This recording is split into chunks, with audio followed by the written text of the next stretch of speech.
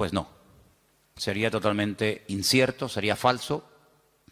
Esto no es cuestión de decir, bueno, los primeros años van a ser años duros, difíciles, porque es el tiempo en el que estamos aprendiendo y poniendo la base, el fundamento de nuestra vida, pero luego ya después, olvídate, luego ya a disfrutar, a vivir la vida y ya no hay luchas, ni batallas, ni problemas.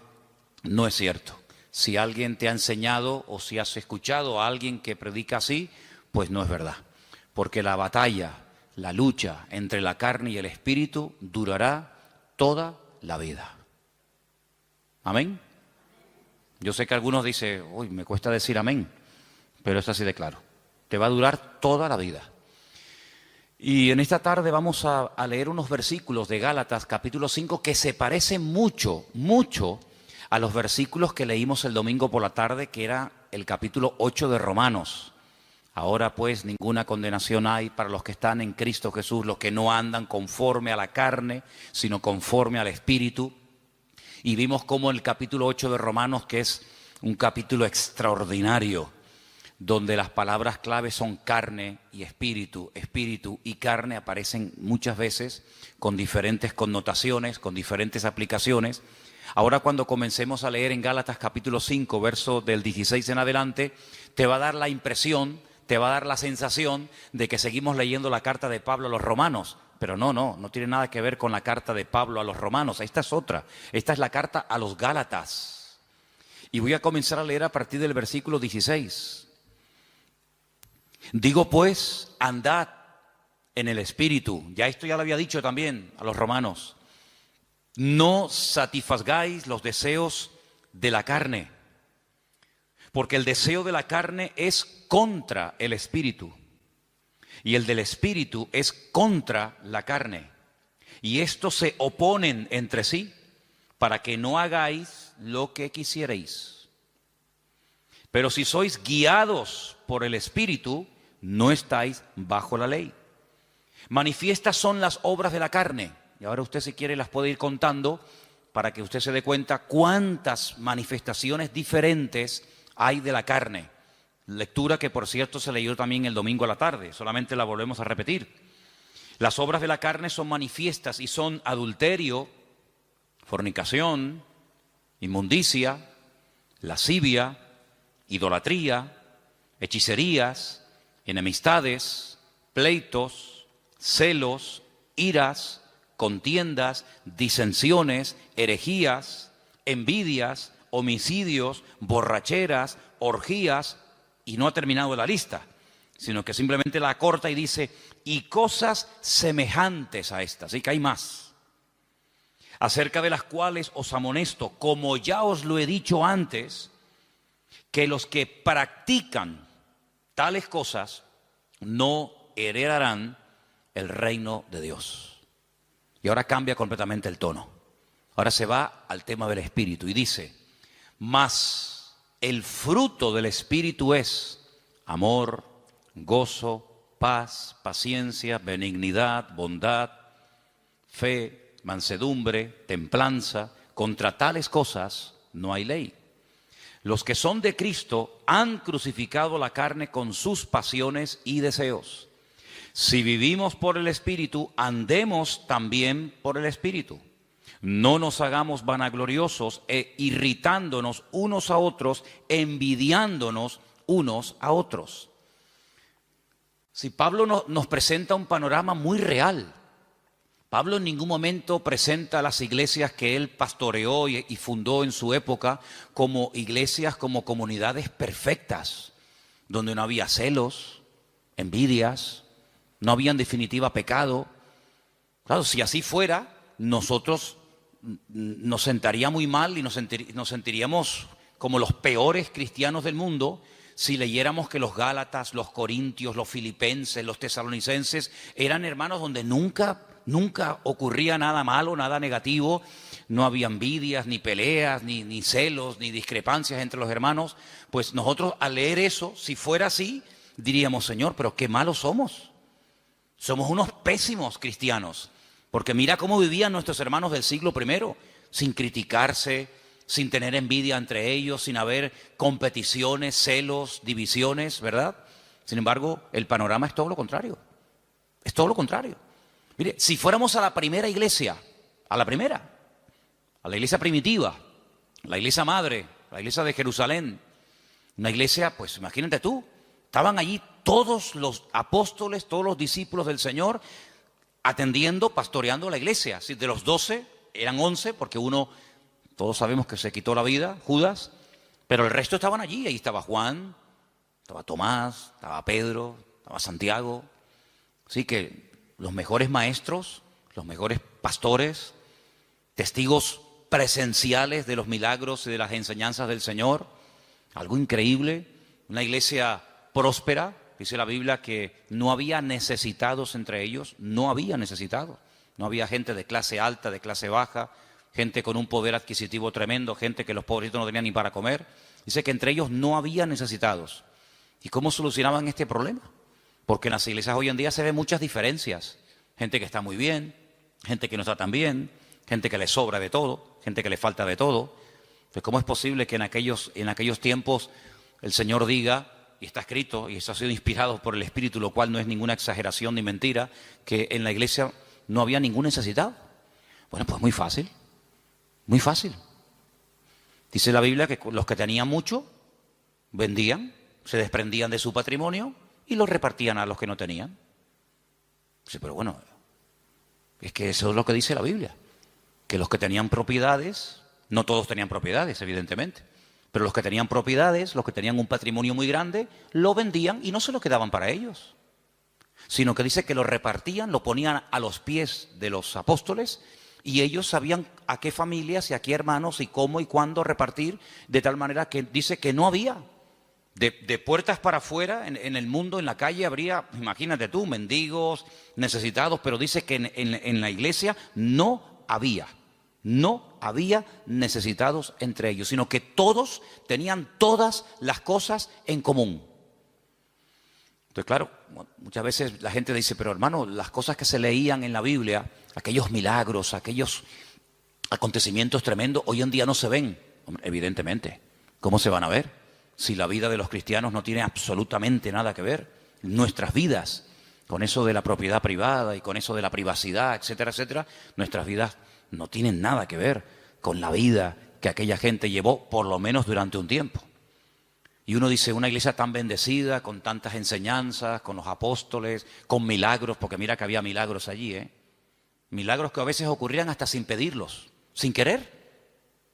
Pedro dice que un día iba al culto, y cuando él iba caminando, claro, uno proyecta la sombra y dice que la sombra, ni siquiera imposición de manos, ni oración directa, sino su sombra, dice que cuando pasaba y caía por encima de los enfermos, eran sanados. La sombra de una persona, la sombra. Eso no lo hemos visto nosotros nunca, y no sé si alguna vez lo veremos, pero en aquellos tiempos era normal.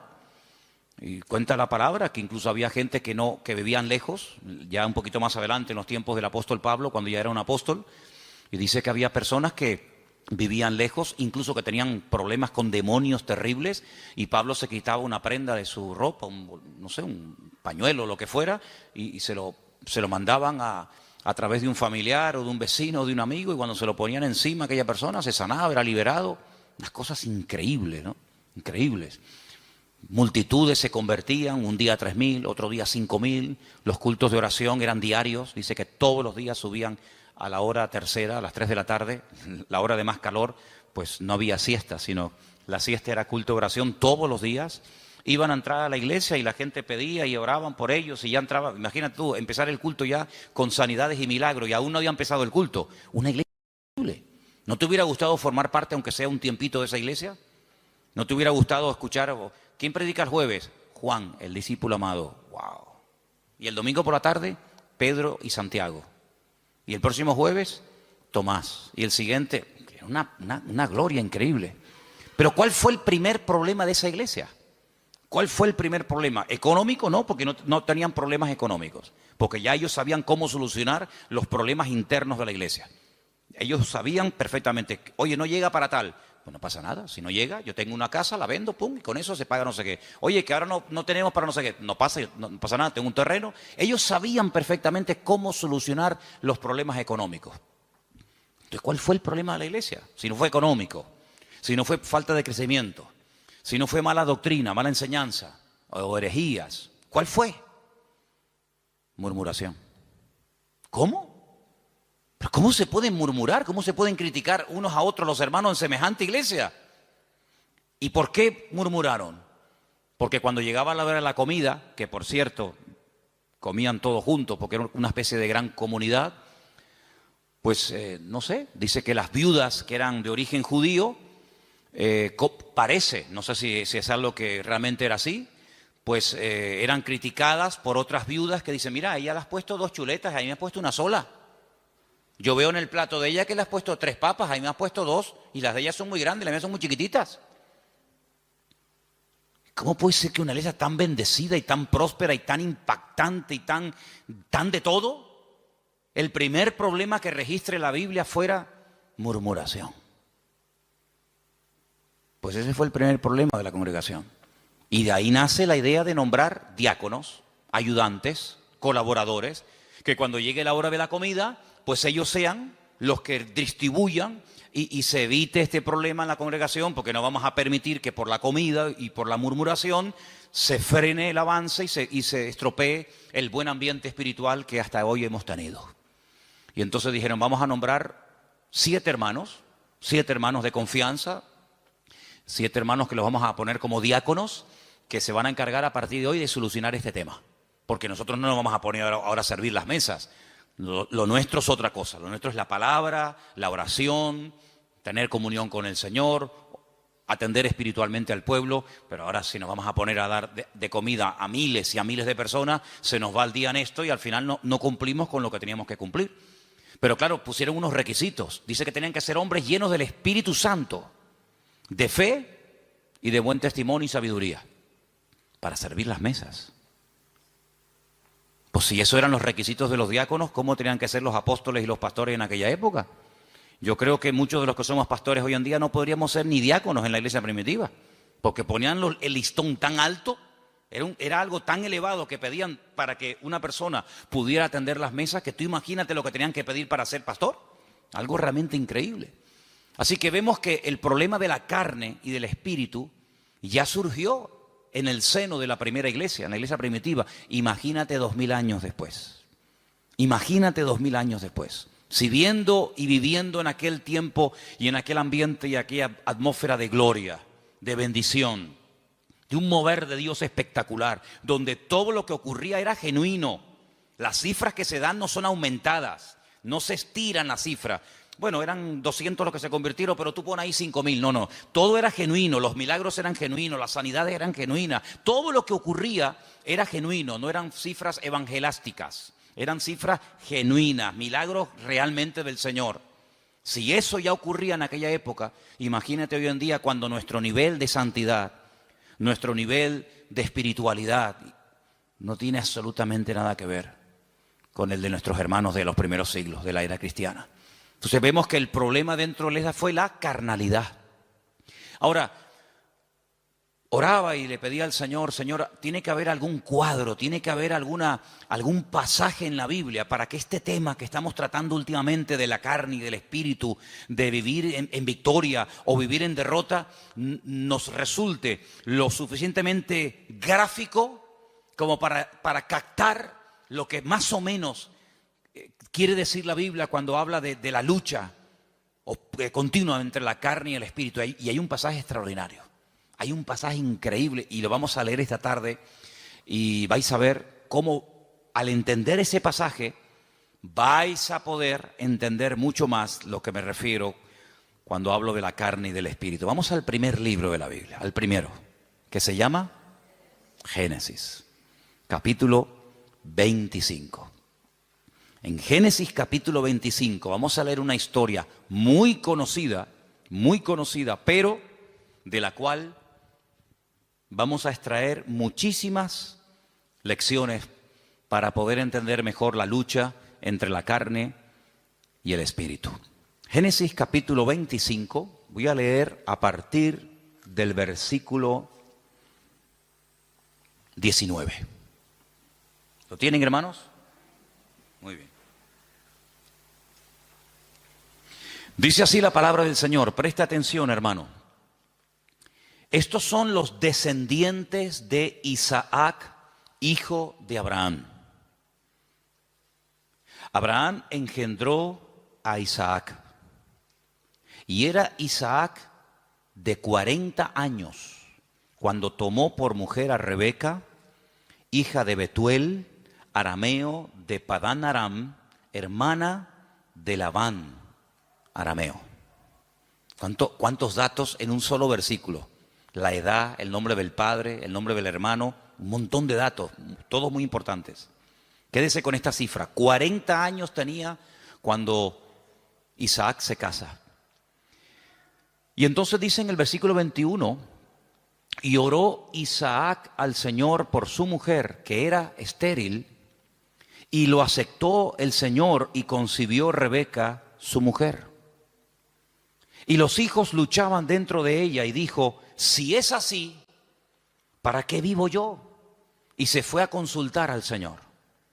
Y el Señor le respondió y le dijo, 2 naciones hay en tu seno, y 2 pueblos serán divididos desde tus entrañas. El uno será más fuerte que el otro, y el mayor servirá al menor. Esa es la palabra que el Señor le da a esta mujer atormentada. Esta mujer que lo está pasando realmente mal, porque tiene una batalla, tiene una guerra dentro de su vientre. Entonces ella dice, Señor, si estar embarazada es esto, yo no quiero vivir, yo no quiero seguir adelante con este embarazo, quítame la vida. Y entonces ella se va y se refugia en el Señor y le dice, Señor, explícame qué es lo que aquí está pasando. Seguramente ella habrá hablado con otras mujeres, incluso a lo mejor, vete tú a saber, con alguna mujer que también estaba embarazada como ella en aquel tiempo. Y seguramente alguna le habrá dicho, oye, pues yo no sé, yo no te entiendo porque a mí no me está pasando nada de lo que tú estás diciendo. Entonces ella cuando se va a consultar con el Señor no es porque está un poquito mareada y tiene vómitos por la mañana temprano cuando se levanta y pierde el equilibrio y está cansada. No, ella está harta. Ella lo está pasando francamente mal. Pero va a consultar, va a buscar palabra de Dios. No va a quejarse, no va puerta por puerta, sino que ella va al único que le puede decir qué es lo que está pasando. Ella va al Señor y desahoga su alma delante del Señor y el Señor le habla y le da una palabra tremenda. Mira, no llevas 1, llevas 2. Y son 2 pueblos. Y están peleándose desde tu vientre. Y siempre será así. Y el mayor servirá al menor. Y entonces ya ella más o menos entiende qué es lo que está pasando. Seguimos. Versículo 24. Cuando se cumplieron los días para dar a luz, he aquí había gemelos en su vientre. Ya se lo había dicho el Señor, que había 2, no 1. Luego, aquí vemos que la primera parte de la palabra, no llevas 1, sino llevas 2, se está cumpliendo. Cuando ella vio salir 1 y vio salir al otro, ella seguramente habrá recordado lo que el Señor le había dicho. 2, llevas 2, no 1, 2. Luego, si la primera parte de la palabra se ha cumplido, prepárate porque la segunda también se va a cumplir. ¿Cuál es? Que se van a llevar como el perro y el gato. Que el mayor va a terminar sirviendo al menor. Que están divididos, enfrentados, peleados desde el vientre, ya están peleándose. Imagínate cuando sean grandes. Entonces dice en el versículo 25 que salió el primero. Dice rubio, ahora hablaremos acerca de eso. Y era todo velludo, como una pelliza. Y llamaron su nombre Esaú. Fíjate que en el versículo 25 dice, y salió el primero. Ahora tendría que decir el siguiente versículo, y salió el segundo, ¿sí o no? Pues no dice eso. Cuando sale Esaú dice, salió el primero, pero cuando sale el otro hermano, dice el versículo 26, después, no dice el segundo, dice después. Salió su hermano, trabada su mano al calcañar de Esaú, y fue llamado su nombre Jacob. Y era Isaac de edad de 60 años cuando ella los dio a luz. Yo les dije que en el versículo 20 dice cuántos años tenía cuando se casó. 40. Y al final del versículo 26 dice cuántos años tenía cuando fueron padres. 60. Es decir, que durante 20 años intentaron ser padres y no pasaba nada. Dice la Biblia que ella era estéril. Pero Isaac sabía perfectamente que para Dios no hay nada imposible. Porque Isaac es el resultado de una oración de fe y de una intervención sobrenatural de Dios sobre su madre. Porque ustedes saben que los padres de Isaac fueron Abraham y Sara. Y la Biblia dice que eran gente muy mayor, muy mayor. Ella era de 90 y él de 100 años, tú imagínate. Y para colmo, ella también dice la Biblia que era estéril. Luego, humanamente hablando, entre la edad y el tema de la esterilidad, imposible. Pero él vive. Él sabe que su madre fue sanada cuando su padre oró por ella. Luego, ahora otra vez, se repite por segunda vez en una mujer, en una matriarca, el mismo problema que Sara, es estéril. Y se volverá a repetir en la siguiente generación, en Raquel, sabemos, ¿no? Era Sara, era Rebeca y era Raquel. 3 generaciones seguidas de mujeres estériles, pero mujeres sanadas por el poder de Dios. Una generación le daba ejemplo a la otra y la otra a la otra y así sucesivamente. Se pasaban la fe de unos a otros. Por eso dice que era la fe de Abraham, la fe de Isaac, la fe de Jacob, el Dios de uno, el Dios de otro, el Dios de otro, ¿verdad? No se aprendían cosas en una primera generación y luego no llegaban esa segunda y se terminaba diluyendo la bendición, sino que la bendición iba de menos a más. Date cuenta que, por ejemplo, Abraham ora, Dios sana a su esposa y tiene 1. El hijo nace y ora por su esposa y tiene 2. Y nace el tercero, que sería el nieto, en este caso el hijo de Isaac, y en vez de 2, tiene 12 varones y una hembra. Luego la bendición siempre va de menos a más. Ahora, fíjate qué curioso, 40 años tenía cuando se casó, 60 cuando fue padre. Quiere decir que durante 20 años no hay registro en la palabra de que Isaac orara por este tema. Esta es la primera vez que encontramos a Isaac orando por un tema familiar. Esta es la primera vez que la Biblia dice que Isaac se paró y dice, lo hemos leído en el versículo 21, Isaac oró al Señor. Si ustedes leen antes de este versículo, en capítulos anteriores, no dice absolutamente nada. Luego, durante 2 décadas, durante 20 largos años, aquí no pasaba nada. Hasta que Isaac, el cabeza del hogar, se para y dice, aquí hay que orar.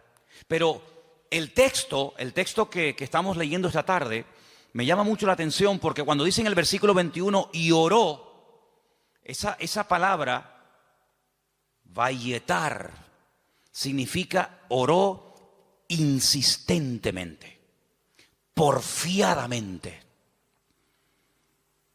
No oró de una forma superficial.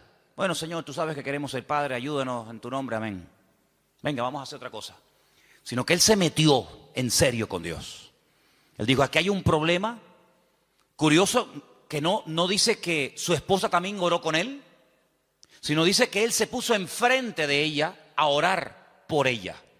Eso es muy curioso. Él tomó autoridad y dijo, bueno, a lo mejor tú ya te has resignado a no ser madre. Pero dice que él se paró frente a ella y él oró fervientemente. Bueno, por ahí hay un versículo en Santiago que dice que la oración del justo puede mucho. No dice así, me equivoqué, perdón. La oración eficaz del justo puede mucho. Corregí porque no es lo mismo decir que la oración del justo puede mucho que decir que la oración eficaz del justo puede mucho. Si quitamos la palabra eficaz, da a entender como que todo lo que oramos resulta con éxito, y no es así. Es la oración eficaz. Algún día hablaremos de cómo se arma, cómo se construye, cómo se hace una oración eficaz. Porque hay gente que dice, es que yo oro y yo no veo resultados. Y yo pido, pero llevo 20 años y yo no veo. Entonces la Biblia dice, es la oración eficaz. Porque hay oraciones que no son eficaces. Son oraciones, pero no son eficaces. Y una vez conté aquí que Alejandro Magno tenía en su guardia personal un grupo, creo que eran como de 400 y pico mujeres, que las llamaban las amazonas, que eran mujeres que se cortaban un pecho, amazonas, con un solo pecho, se quitaban un seno, porque eran las mujeres que tenían que protegerlo a él, era su guardia pretoriana, por decirlo de alguna manera, era su seguridad privada, personal, y las mujeres, lógicamente, al tener pecho, pues no se puede pegar el arco como un hombre se lo puede pegar y de esa manera apuntar, sino que al no poderse pegar el arco, la flecha no sale como tiene que salir. Entonces se sacrificaban por su rey, se cortaban un seno, pues se llama amazonas, con un solo seno, y de esa manera, donde ponían la flecha, o donde ponían el ojo, ponían la flecha. Entonces eran personas que se sacrificaban, se amputaban un miembro de su cuerpo con tal de cumplir con su cometido. Bueno, el Señor dijo una vez que si tu ojo te produce problemas, que te lo arranque. O si tu problema no está en los ojos, sino en las manos, pues arráncatela o córtatela. Porque mejor es entrar tuerto, ¿no? Se dice tuerto, ¿no? Mejor es entrar con una sola mano que no entrar. Entonces, si hay algún miembro de tu cuerpo que te está causando problemas, pues ya sabes lo que tienes que hacer. Si lo quieres tomar simbólicamente o lo quieres tomar literalmente, tú verás. Pero tú tienes la responsabilidad de cortar, de quitar de tu vida todo aquello que te está impidiendo obtener resultados. Sea mano, sea ojo, sea televisión, sea internet, sea móvil, sea amigo, sea novia, sea novio, sea vecino, sea vecina, sea perro, sea coche, sea moto, sea deporte, sea lo que sea, sea lo que sea. Cuando hablamos de acerca del ojo, no es que necesariamente me voy a arrancar el ojo, porque puedo seguir viendo por el otro. Entonces, estamos en la misma. Sino es todo lo que entra, porque dice la Biblia en Eclesiastés, cuando describe el cuerpo humano, ustedes saben que hay una descripción del cuerpo humano desde la cabeza hasta la coronilla, desde la coronilla hasta la planta de los pies. Cuando él llega a la parte de la visión, él dice que son las ventanas. Las ventanas. Y el Señor dijo, si tu ojo es bueno, si lo que tú ves, si lo que entra por las ventanas es bueno, todo tu cuerpo estará lleno de luz. Pero si tú abres la ventana, que son los ojos son las ventanas del alma. Con el alma tú la alimentas con lo que ves. La carne se alimenta con lo que ves. De hecho, lo que ves es lo que después la carne desea. Entonces, de ahí viene el refrán, ojos que no ven, corazón que no siente, ¿verdad? Entonces, cuando tú tienes las ventanas abiertas, pues tienes que saber seleccionar, porque hay cosas que mejor no verlas. Exactamente es con la mano. La mano es, digamos, el miembro que habla acerca de lo que hacemos. Los ojos lo que miramos, lo que deseamos, lo que anhelamos, donde ponemos la visión, que después nos lleva a la acción, de la visión a la acción. Pero la mano representa la acción en sí misma. Hacemos con las manos. Cristo sanaba a los enfermos con las manos, tocaba a los enfermos, multiplicaba los panes y los peces. Las manos son, digamos, el medio, hablando de una forma simbólica, de lo que hacemos, de lo que ejecutamos. Entonces, si lo que estás haciendo o lo que estás viendo, lo que está entrando en definitiva en tu mente y lo que posteriormente sale te está causando problemas, tienes que tomar medidas preventivas primero. Si ya no funcionan las medidas preventivas, entonces otro tipo de medidas, pero lo que no puede ser es que la carne esté superando la vida en el espíritu, porque dice la Biblia que los que viven en la carne no pueden agradar a Dios. Y los que son guiados según la carne van a la muerte, a la destrucción. Por lo tanto, hay esa lucha que vemos desde el vientre de la madre de esta mujer, de Rebeca, con estos dos hijos. Ahora, después dice, en el mismo versículo 21, cuando yo he dicho vayetar, significa orar porfiadamente, insistentemente. En el mismo versículo, cuando dice, y aceptó el Señor, ¿lo veis? Es la misma palabra, pero se pronuncia de una forma diferente, vayater. Vayater, vayatar, vayater. Se escribe igual, pero las vocales se ponen diferentes. ¿Y saben lo que significa eso? Aquí se ha traducido por aceptó el Señor. Aceptó el Señor. Significa que convenció a Dios. Dicho de otra forma, Dios se dejó convencer por la oración de Isaac. Es increíble. Dios se dejó convencer. A ver, ¿qué quieres? Presenta argumentos. Preséntame argumentos. ¿Por qué quieres ser padre? No tenemos la oración de Isaac. Solamente tenemos el hecho de que oró Isaac al Señor y el Señor dijo, está bien. Pero la oración que hizo Isaac al Señor, qué pena, no la tenemos. ¿Te hubiera gustado que estuviera ahí? Algún día cuando lleguemos a la gloria, decir, oye Isaac, ¿puedo hablar contigo un segundito? ¿Me podrías decir más o menos lo que le pediste a Dios cuando querías ser padre? Sí, mira, le dije esto y esto y esto. Tienen que aprender hebreo, si no, no pueden hablar con él. No, son bromas. Pero tuvo que orar de una forma que dice que convenció a Dios. Dios dijo, me has convencido. Ya está, problema solucionado. Fíjate, si en vez de haber esperado de los 40 años que se casó, a los 60, yo pregunto, si hubiera orado a los 2 años de casarse, de esa manera como oró, ¿no hubiera el Señor respondido? Por supuesto. Si hubiera orado cuando tenía cuando tenía 45, 50 años, los gemelos podían haber nacido antes.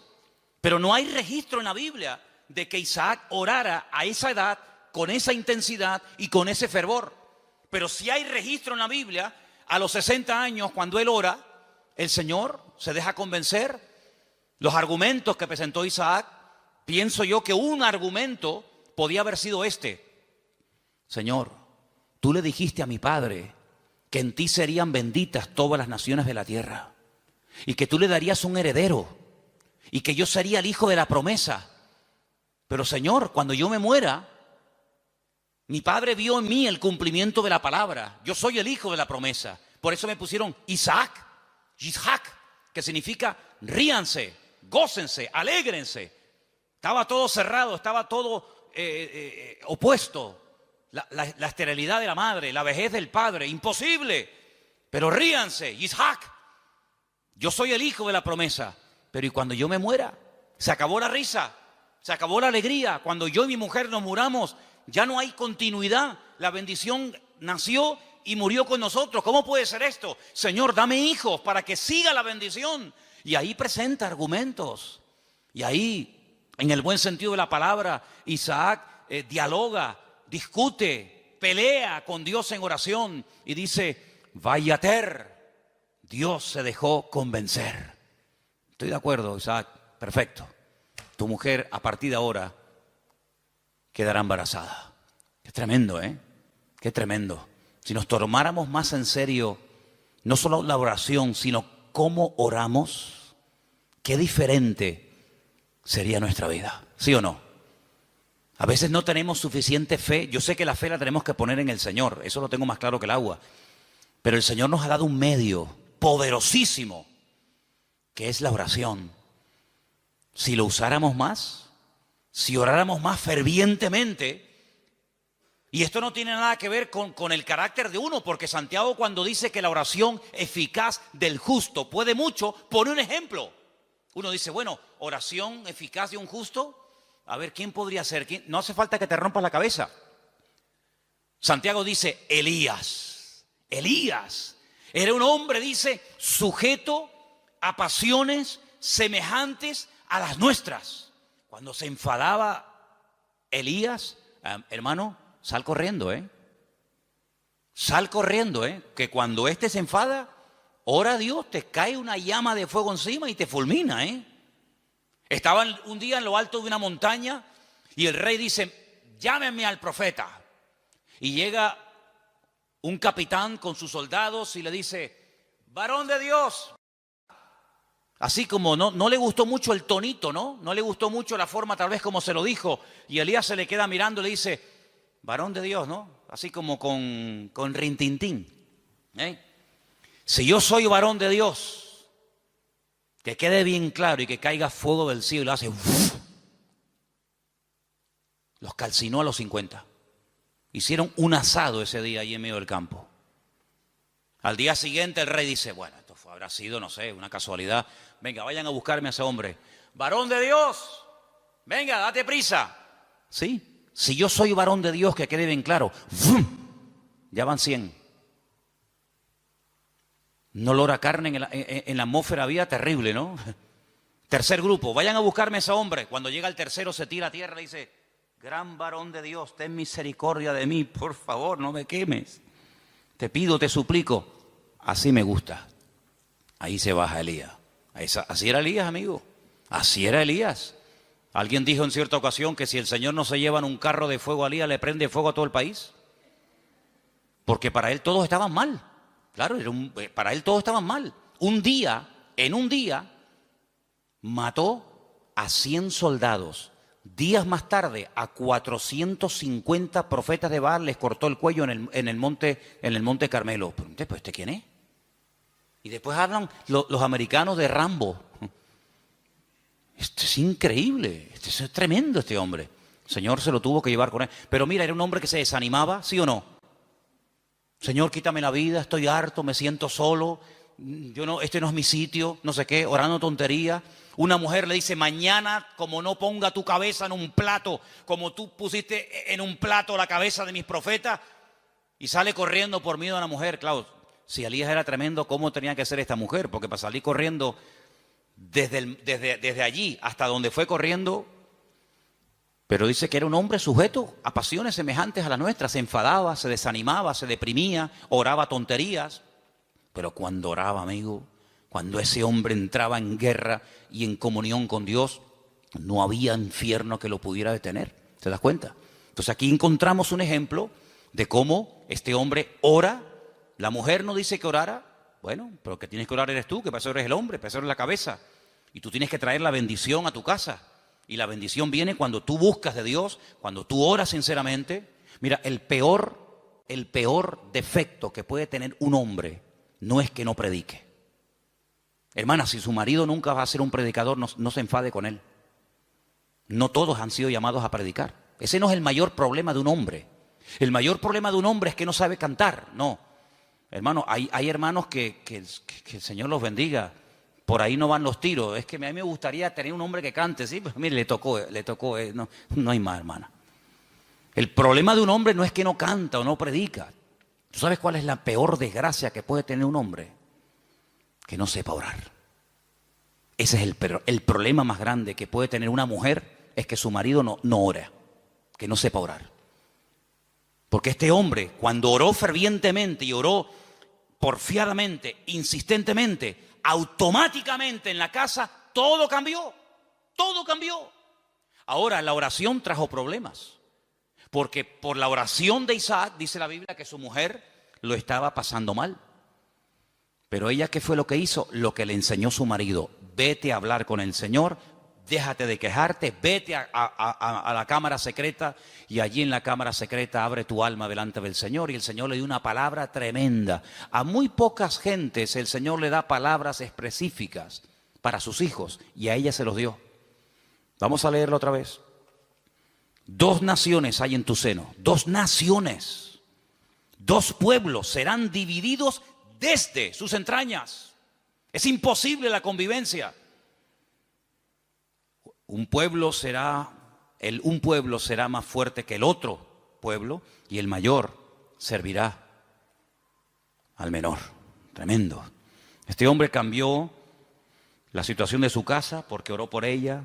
Ahora, lo que me llama la atención, lo decíamos hoy en casa, que cuando su papá, cuidado con esto, cuidado, porque hay cosas que se transmiten a través de lo físico, de lo genético, pero también hay cosas que se transmiten de generación en generación por la vía espiritual.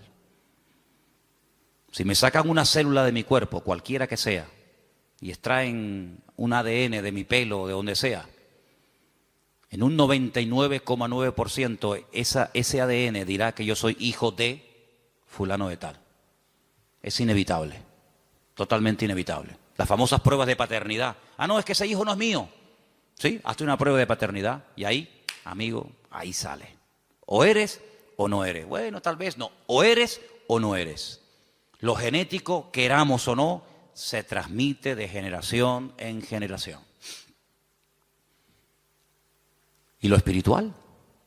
Porque dice la Biblia que somos espíritu, alma y cuerpo.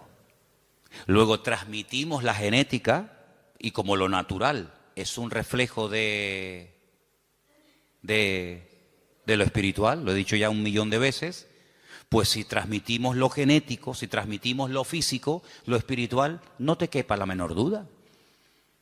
Por ahí podríamos un día hablar largo y tendido sobre este tema.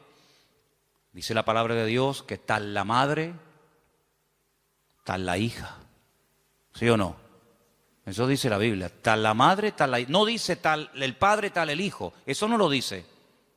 Pero la Biblia se dice tal la madre, tal la hija. Así que mamá, ten cuidado que le estás transmitiendo a tus hijos. Porque la madre transmite mucho más a los hijos de lo que te puedas imaginar. Mucho más a veces que un padre. ¿Qué te parece? La responsabilidad es tremenda. Así que si hay aspectos negativos espiritualmente hablando de tu madre o de tus antepasados, métete en la habitación con el Señor y que Dios corte todo eso lo antes posible. Para que no seas tú una víctima de cosas del pasado. Aunque un día hablaremos más detenidamente sobre todo esto. Pero lo que quiero decir con todo esto es que él no tomó una sierva. Él podía haber dicho, bueno, ¿qué hizo mi padre cuando oró y no venía yo, vaya, no nacía yo? ¿Qué hizo mi padre? Tomó una sierva. Era la costumbre de la época. La costumbre, no lo bíblico, no lo correcto. Por dejarse llevar por la costumbre, resulta que hasta el día de hoy estamos pagando las consecuencias de aquello. Porque no fue una palabra dada por el Señor como ahora el Señor le está diciendo a Rebeca lo que le está pasando, sino que fue una costumbre. Cuando la señora de la casa no podía tener hijos, o bien porque fuera estéril, o bien porque fuera demasiado mayor, la costumbre era una criada, la criada de la señora, la criada de confianza de la casa, pues podían tener relaciones sexuales, el amo con ella, y ese hijo que naciera se consideraba hijo legítimo del matrimonio. De hecho, había prácticas que a la hora de parir se ponía una debajo y otra arriba, y las dos hacían como que estaban pariendo, y no, era toda una historia, ¿no? Isaac podía haber dicho, bueno, pues yo voy a hacer lo mismo. Él no hizo eso, porque él aprendió que imitar lo que otros hacen para obtener resultados no es lo correcto. No hay que imitar lo que hacen otros, y mucho menos tomar costumbres y aplicarlas como si fueran principios bíblicos. Tú no tienes que imitar a nadie. Es que mi padre lo hizo, pero eso no significa que tú lo vas a hacer. Mira, hay un momento en la vida de Isaac en el que él tiene la tentación de hacer lo mismo que hizo su padre. No con la criada, ya eso lo dejamos bien claro, porque Isaac prefirió esperar en Dios 20 años que precipitarse y adelantarse, como hizo su padre con Agar, y fue un desastre.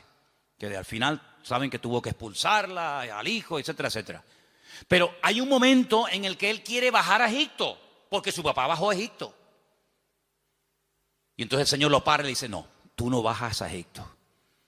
Entonces no tengas la tendencia de imitar, de copiar, de hacer lo que otros hacen, porque en ese caso le resultó favorable, o tuvo algún éxito, o tuvo alguna bendición. Dios no es un Dios de métodos, es un Dios de principios. ¿Cuántos dicen amén?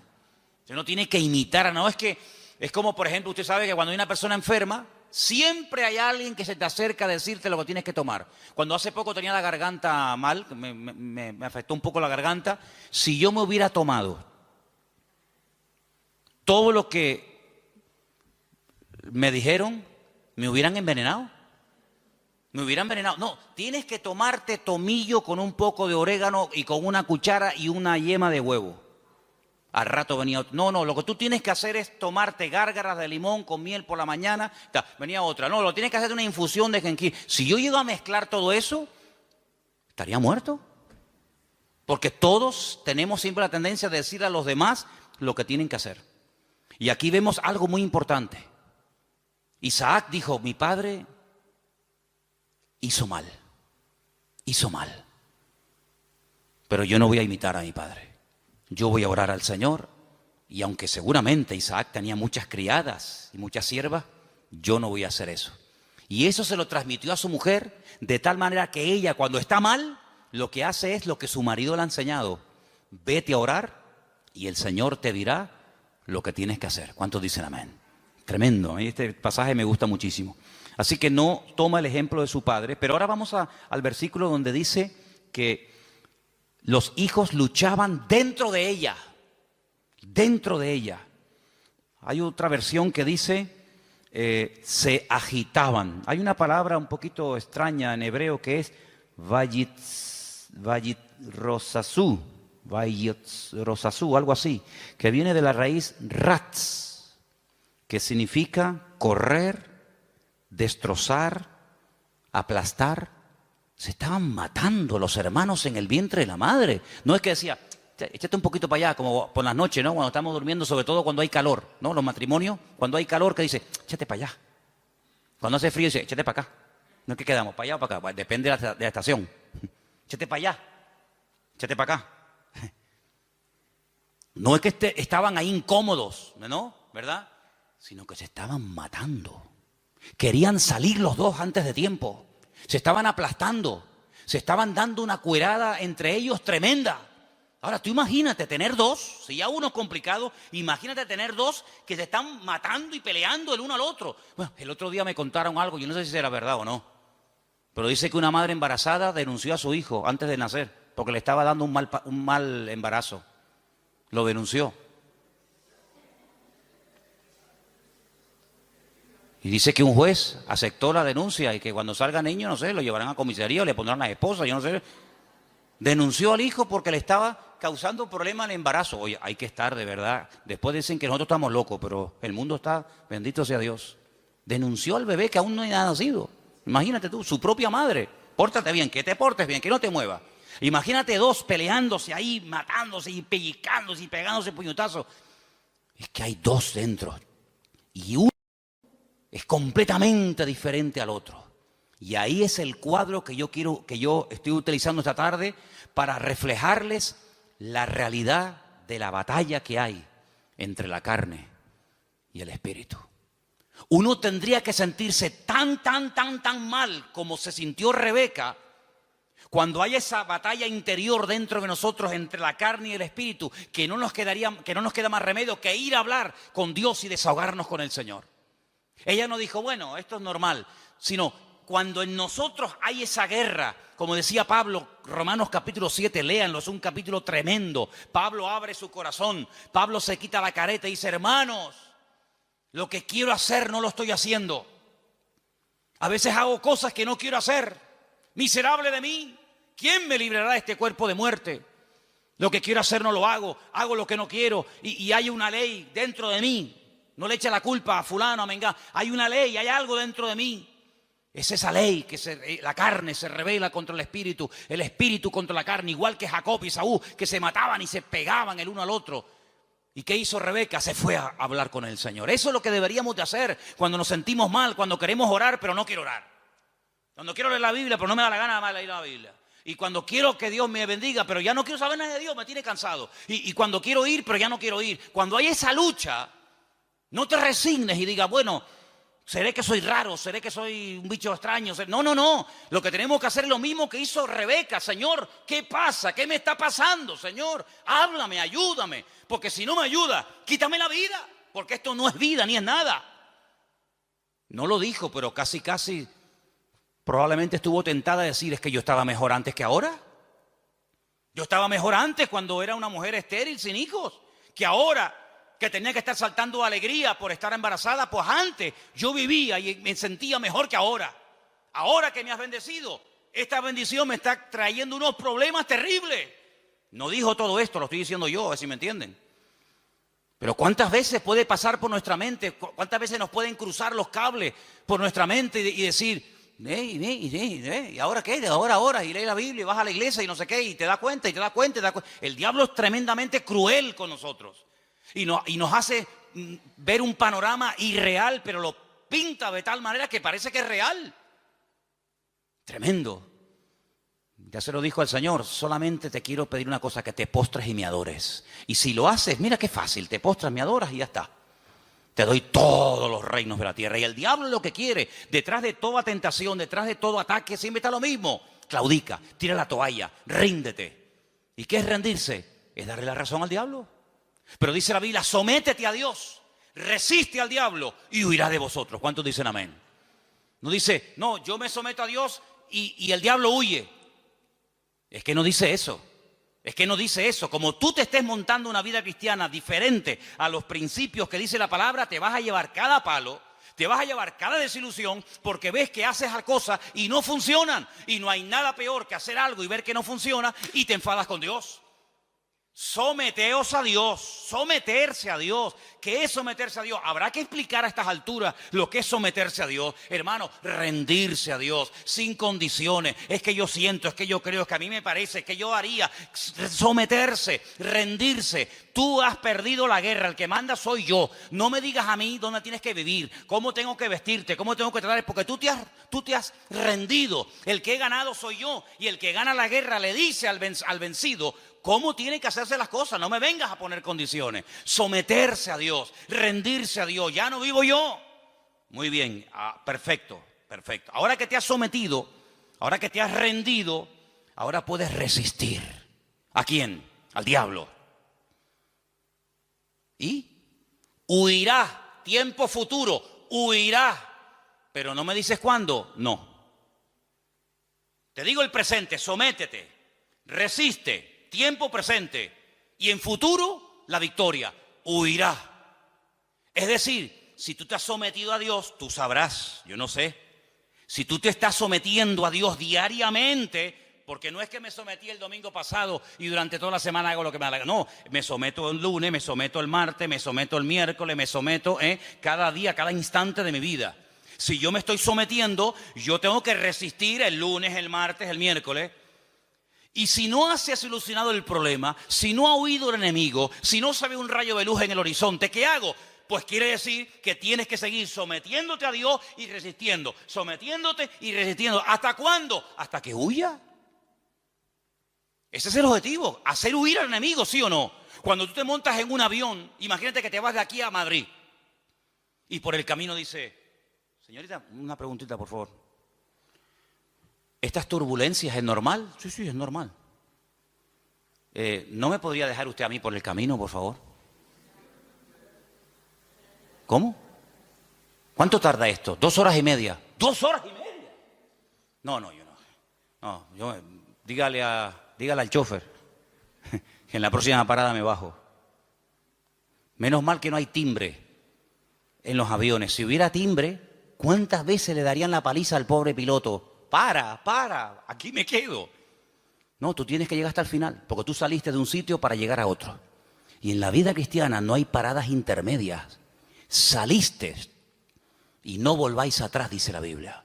El Señor le dijo al pueblo de Israel, no hagan otra vez nunca este camino de vuelta. Yo los he sacado de allí para llevarlos a la tierra de prometida, la tierra que fluye leche y miel. No se les ocurra nunca más, ni a ustedes, ni a vuestros descendientes, hacer el camino de vuelta a Egipto, porque no hay marcha atrás. Y en la vida cristiana dice que el que pone la mano en el arado no puede mirar atrás, porque si pongo la mirada atrás, el surco no sale derecho, sale todo torcido, y eso es un desastre, es un desastre. Por lo tanto, vemos en este pasaje que se oró, se obtuvo resultados, pero lo que queremos hablar con todo esto es de la diferencia de Esaú y de Jacob, para después darnos cuenta de lo que es la carne y de lo que es el espíritu. Serían divididos, separados, enfrentados desde el vientre de su madre. Es decir, convivencia cero, imposible. Cuando hace años, ¿se acuerdan los que estaban? Algunos todavía no saben esto, pero cuando estábamos en el puerto de la Cruz y en una de las casas que hay allí, ¿se acuerdan ustedes que vinieron aquellos santeros? Eran cubanos, total, ¿qué más da? Pero eran cubanos. Hubieran sido japoneses, pues digo, santeros japoneses, aunque nunca me imagino un santero japonés, pero bueno. Vinieron aquellos santeros japoneses y lo primero que me dijeron el primer día, dice, venimos a por ti, por tu casa, por tu iglesia, por tu ministerio, vamos a destruirte. Ya. Yo miré así para que no hubiera ningún hermano y me escuchara. Porque algunos cuando a lo mejor vieron a Cristo volcar las mesas y se sacó el cinturón, dijeron, ¡ah! El Señor se enfadó. Sí, se enfadó, porque hay momentos para enfadarse. Entonces el Señor volcó las mesas y lo volcó correctamente. No se equivocó. ¿Ustedes creen que se equivocó el Señor? Lo hizo todo perfecto. Pues yo le dije a aquello, digo, ay amigo, ustedes no saben dónde han caído. Y una serie de cosas más. Entramos en guerra, claro, entramos en guerra. Mataron palomas. Me iba por las mañanas allí, tenían todo el patio lleno de huevos, de plumas, de sangre, un pavo degollado, velas negras, cocos, no sé qué. Y yo digo, tú sigue haciendo lo que quieras. Sí, haz lo que quieras. Como si quieres matar una piara de cochinos aquí en el patio, me da exactamente igual. Y el Señor me dio una palabra orando una noche en el muro allí en Jerusalén. Y me dijo, de aquí a poco se irán y no los verás nunca más. Mirarás y el malo ya no estará. Y nunca más lo verás. ¿Qué te parece? Entramos en guerra, se fueron, no como vinieron. Cuando alguien viene a hacerte daño no se va igual que como vino. No. En el mundo espiritual no, en el mundo puede ser, pero en el mundo espiritual cuando alguien viene a hacerte daño no se va igual que cuando vino, se va peor, se va dividido. Dice, por un camino viene y por 7 se marchan. Sí, la reacción a nuestro favor siempre es en contra del enemigo, evidentemente. Y llegó un día en el que yo dije, ya está, se acabó. Uno de ellos me llamó aparte y me dice, ¿puedo hablar con usted? Ya cuando a mí me hablan de usted, yo digo, qué curioso. Ya me habló de usted. Y me dice, ¿por qué no llegamos a una convivencia? Así me dijo, esa fue su palabra. ¿Por qué no llegamos a una convivencia? Y le dije, jamás en mi vida, por encima de mi cabeza, yo jamás conviviré con ustedes. Hijos del diablo, les dije. Que vienen aquí ustedes a hacer daño. Convivencia en absoluto. La única convivencia que hay es que ustedes quemen toda esa basura, lleguen adentro a la iglesia, se conviertan y le pidan perdón a Dios por lo que están haciendo. Se fue, imagínate tú, como un saltaperico. ¿Qué te parece, amigo? Convivencia, principio del fin. ¿Ya quieren convivir? Pues ya saben que no pueden, vamos a convivir. No habrá nunca convivencia entre Esaú y Jacob, jamás. Es más, la debilidad y la derrota de uno fortalece y le da la victoria al otro. No pueden estar los dos como cabeza. Cuando uno está como cabeza, el otro tiene que estar como cola. Y cuando el otro está como cola, el otro está como cabeza. Es algo antagónico. No pueden estar los dos en la cúspide de la pirámide. O uno está arriba o el otro está abajo. De hecho, cuando uno está arriba es porque se ha fortalecido con la debilidad del otro. Y cuando el otro está abajo es porque su fortaleza la ha perdido y la ha tomado el otro que le ha vencido. Eso es así en el mundo espiritual. No puede haber convivencia entre la luz y las tinieblas. Donde hay luz, no hay tinieblas. Y donde hay tinieblas es porque hay ausencia de luz. Pablo utiliza todo esto y dice, hermanos, qué común unión puede haber entre Satanás y Cristo. ¿Qué común unión puede haber entre la luz y las tinieblas, entre un inconverso y un creyente? Ninguna. Por eso dice, no se unan. El mundo quiere unirse, claro. Para el enemigo eres atractivo, para el enemigo eres un trofeo de guerra. Pero le dice el Señor al creyente, no al inconverso. Al creyente dice, no te unas. Él querrá unirse contigo. Hay gente del mundo que se enamoran de chicas cristianas. Hay chicos de la calle que se enamoran de chicas y los del mundo claro, porque tienen un atractivo, tienen una gracia de Dios. Pero tú enamorarte de uno del mundo, ¿estás loco o qué? Es convertirte en tinieblas siendo luz, amigo. Es increíble. No hay ningún tipo de convivencia y por eso lo que el Señor le está diciendo a esta mujer, a Rebeca, es que no habrá convivencia ni dentro ni fuera, ni cuando son chicos ni cuando son grandes. Y cuando los dos nacieron, dice la Biblia que uno era de una manera y otro era de otra. Es decir, natural reflejaba lo distinto que eran el uno del otro. Y eso es lo que tenemos que tener en cuenta para darnos cuenta de que vivir en la carne es totalmente opuesto a vivir en el espíritu. Y no he terminado, mira todos los apuntes que tengo aquí apuntes para una semana, pero quiero terminar diciendo algo, escúcheme bien. Si alguien se pregunta, ¿y puedo vivir un poquito en la carne y un poco en el espíritu? Por ejemplo, sábado hay culto de jóvenes, ¿no? ¿Sí o no? Bueno, pues el sábado canto, oro, alabo a Dios. El domingo también, porque hay culto, entonces tengo que portar bien. No puedo comportarme mal, ni decir palabrotas, ni... Sábado y domingo está bien, total. Pero claro, ya el lunes, el martes que no hay culto, el miércoles que no hay culto, entonces no has entendido nada. Porque no se puede convivir, no se puede vivir en la carne y en el espíritu. Hubo un hombre en la iglesia de Corinto que estaba dentro de la iglesia, dentro del cuerpo de Cristo, pero estaba viviendo en la carne. ¿Sabéis el caso, no?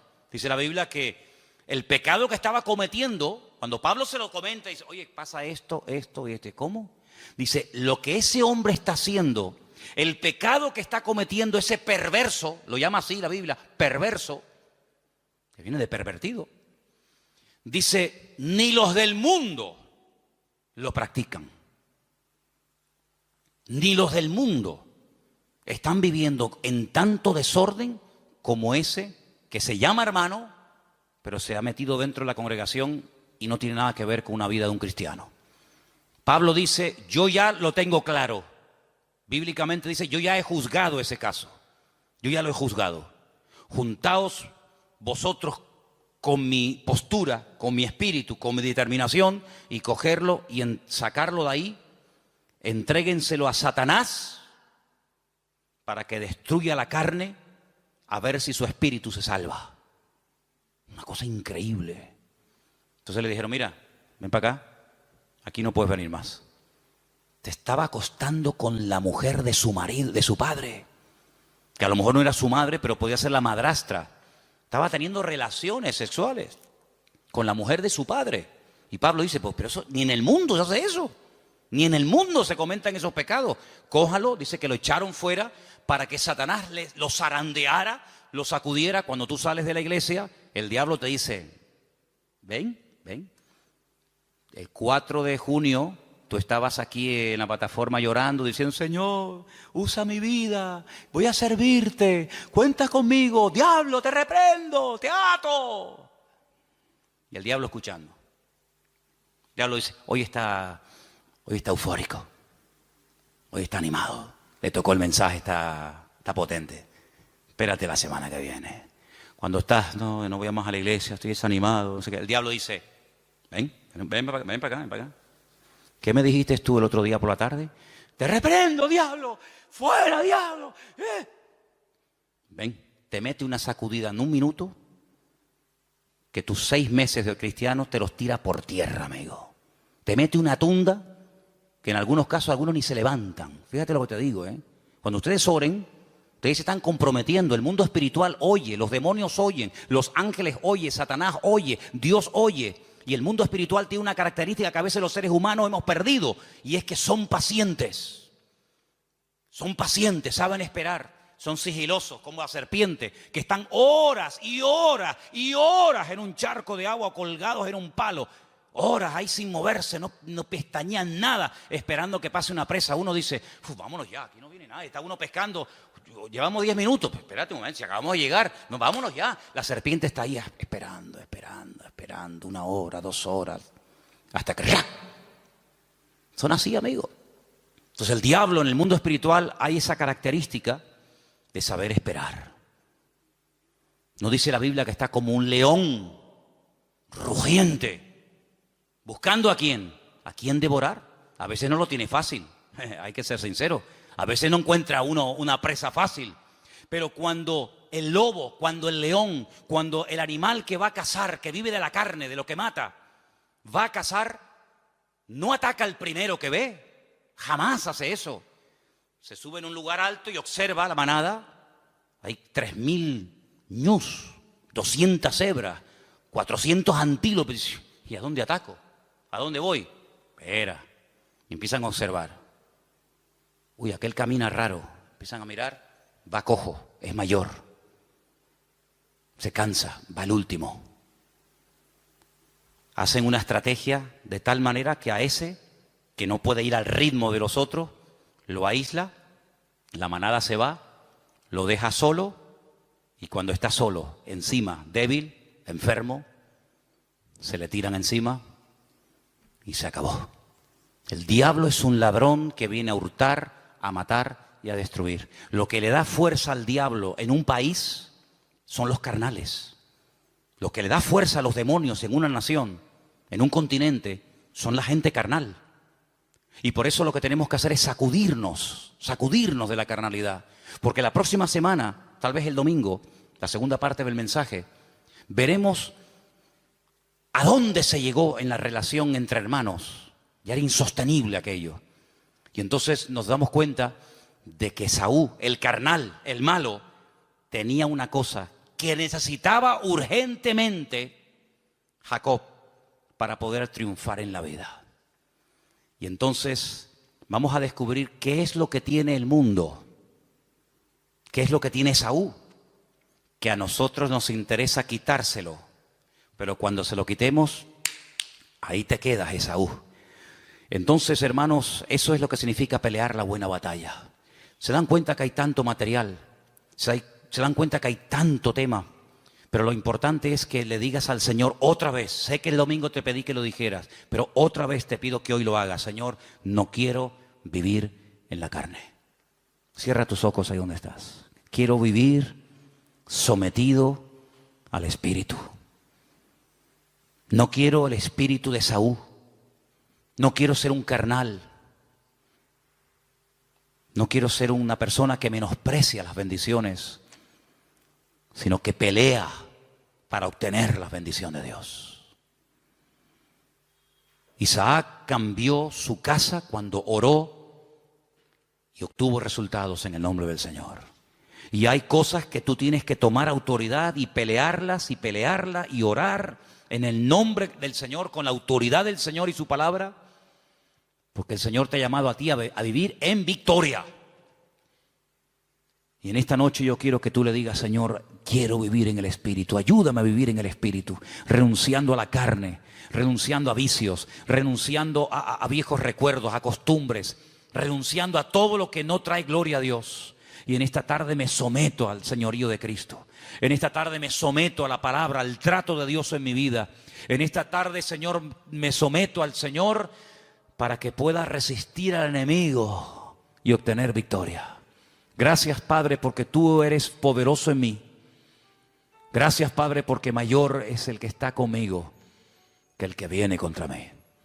No hay nada ni nadie que pueda destruir a un hijo de Dios. Hagan lo que hagan y digan lo que digan. De hecho, lo han hecho y es una pérdida de tiempo. Es al contrario. Cada vez la bendición viene al que está siendo atacado, al que está siendo perseguido, porque la unción trae persecución.